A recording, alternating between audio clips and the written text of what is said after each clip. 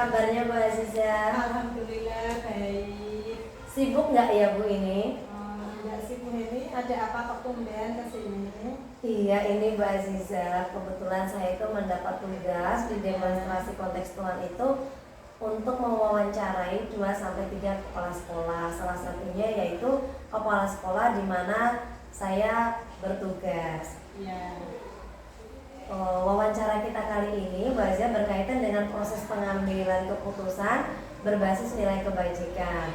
Nah, sebagai kepala sekolah tentunya jangan pernah dihadapkan pada beberapa kasus ya Bu Aziza ya. Dan di mana jenengan itu diminta untuk membuat suatu keputusan.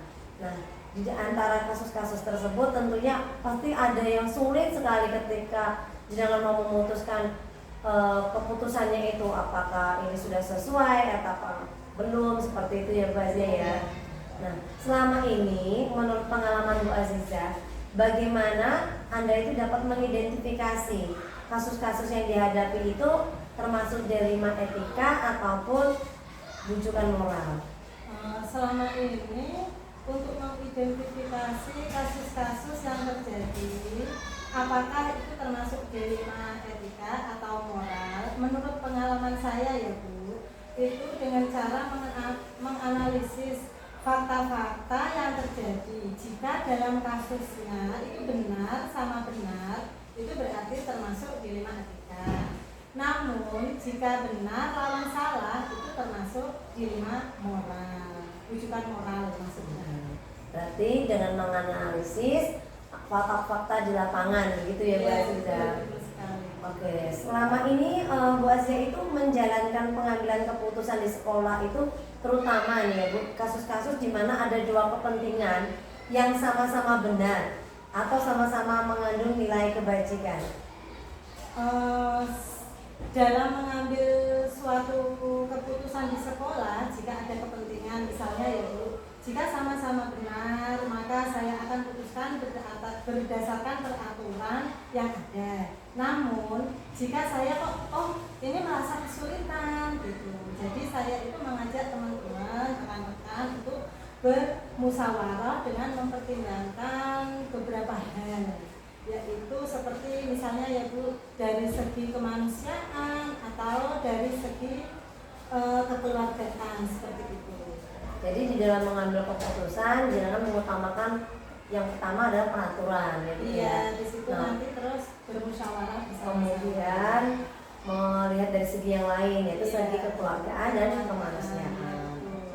Nah, dalam mengambil keputusan tersebut langkah-langkah atau prosedur yang seperti apa yang biasanya Bu Aziza lakukan selama ini? Langkah-langkah biasa yang saya ambil, pertama itu biasanya saya menentukan siapa sih yang terlibat gitu, terus menanyakan masalahnya apa pada orang-orang terdekat, terus selanjutnya berdiskusi. Nah, karena kita itu kan harus berdiskusi gitu loh Bu, dengan warga sekolah. Terus saya menentukan solusinya atau keputusan, dan yang terakhir biasanya itu saya mempertimbangkan lagi dari sudut pandang sebelum mengambil keputusan secara final. Ya, jadi langkah-langkah yang Bu Aziza sampaikan tadi saya review kembali ya Bu ya. Yang pertama yaitu mengidentifikasi penyebab permasalahannya apa, kemudian menentukan siapa saja yang terlibat, kemudian mengajak warga sekolah untuk berdiskusi ya Bu. Jadi tidak hanya memutuskan secara sepihak ataupun sendiri ya Bu ya. Oke, hal-hal apa saja nih Bu yang selama ini Bu Aziza anggap efektif dalam mengambil keputusan pada kasus-kasus dilema etika? Saya itu menganalisis, kemudian saya menentukan solusinya Bu, seperti itu. Jadi saya menyesuaikan dengan peraturan ataupun norma yang berlaku. Serta saya itu mengedepankan apa itu kepentingan umum gitu. Nah, memperhatikan dampak dari keputusan nanti yang saya ambil. Maksudnya itu keputusan untuk jangka panjang dan jangka pendeknya gitu. Jadi Bu Aziza melakukan analisis dulu, kemudian menentukan solusinya, apakah sesuai dengan peraturan yang sudah ada di sekolah ataupun di lingkungan dinas ya Bu ya. Nah, hal-hal apa yang selama ini merupakan tantangan dalam mengambil keputusan pada kasus-kasus dilema etika yang pernah Bu Aziza hadapi? Kalau tantangan itu banyak sekali loh Bu, ini kalau di luar itu tantangan saya itu dalam mengambil keputusan itu mencari yang terbaik. Semua pihak itu berusaha, saya itu berusaha agar tidak merasa ada yang dirugikan gitu. Nah, dan tidak menyalahi peraturan karena kita itu kan mengikuti aturan dari dinas gitu loh. Jadi saya itu tidak menyalahi aturan yang ada dan saya itu selalu mempertimbangkan nilai komunikasinya. Apakah Bu Aziza memiliki sebuah tata kala atau jadwal tertentu nih dalam menyelesaikan kasus dilema etika? Apakah langsung dilaksanakan di tempat atau Bu Aziza punya jadwal khusus untuk menyelesaikannya? Bentuk atau prosedurnya seperti apa Bu Aziza? Soal jadwal ya Bu, biasanya itu saya melihat dulu kasusnya. Kalau misalnya kasusnya kok ringan, nah saya itu langsung selesaikan. Tapi kalau kasusnya kok terlalu berat sekali, saya kok merasa ini kasusnya kok berat. Jadi saya itu mengajak musyawarah sama teman-teman, sama warga yang ada di sekolahan. Jadi saya itu berpedoman pada peraturan yang berlaku menurut kepentingan umum dan dampaknya nanti, misalnya dampaknya jangka panjang dan jangka pendeknya gitu. Ini banyak yang harus jenengan perhatikan ya Bu ya. Iya. Selain kepentingan umum juga dampak dari keputusan jenengan tuh dalam jangka pendeknya bagaimana, dalam jangka panjangnya bagaimana gitu ya Bu ya. Oke, ada tidak Bu seseorang atau faktor-faktor apa yang selama ini mempermudah atau membantu Bu Aziza dalam mengambil keputusan dalam menghadapi kasus-kasus dilema etika ini?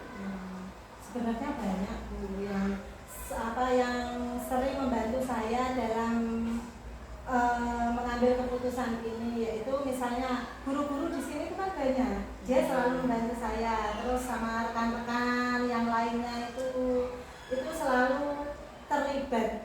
Nah, terus ada personal lain yang mengalami permasalahan selalu membantu saya itu dalam mengambil keputusan. Jadi saya itu tidak sendiri, tergantung masalah yang saya hadapi. Oke. Jadi Bu Aziza ketika mengambil suatu keputusan itu tidak hanya diri sendiri tapi melibatkan beberapa orang ya Bu ya. Betul. Dari Kang Guru, kemudian wali murid, begitu ya Bu Aziza. Nah, dari semua hal yang telah Bu Aziza sampaikan tadi, pembelajaran apa yang dapat Bu Aziza petik dari pengalaman Anda ketika mengambil sebuah keputusan di kasus dilema etika? Sebenarnya banyak sih Bu pelajaran yang saya ambil, yang menurut saya dari pengalaman saya yang sebelumnya, yaitu saya bisa menganalisis kasus-kasus yang ada, yang pertama. Yang kedua, mengidentifikasi penyebab masalah yang terjadi untuk mendapatkan data ataupun pokok permasalahannya sehingga saya dapat dapat merumuskan solusi yang tepat dan yang terbaik sehingga membuat saya itu lebih bijaksana sebagai kepala sekolah seperti itu. Iya Bu ya, dari permasalahan yang ada itu membuat kita menjadi lebih dewasa dalam mengambil keputusan, lebih bijaksana ya Bu. Namanya juga sebagai pemimpin kita pasti banyak lah masalah yang dihadapi. Banyak sekali Bu, di lapangan itu banyak sekali masalah yang kita hadapi.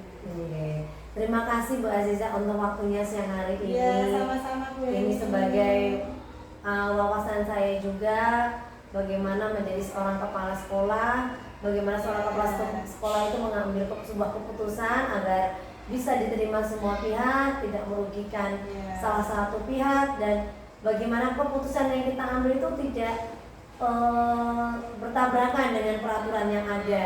Oke, terima kasih Bu Aziza untuk waktunya. Selamat siang.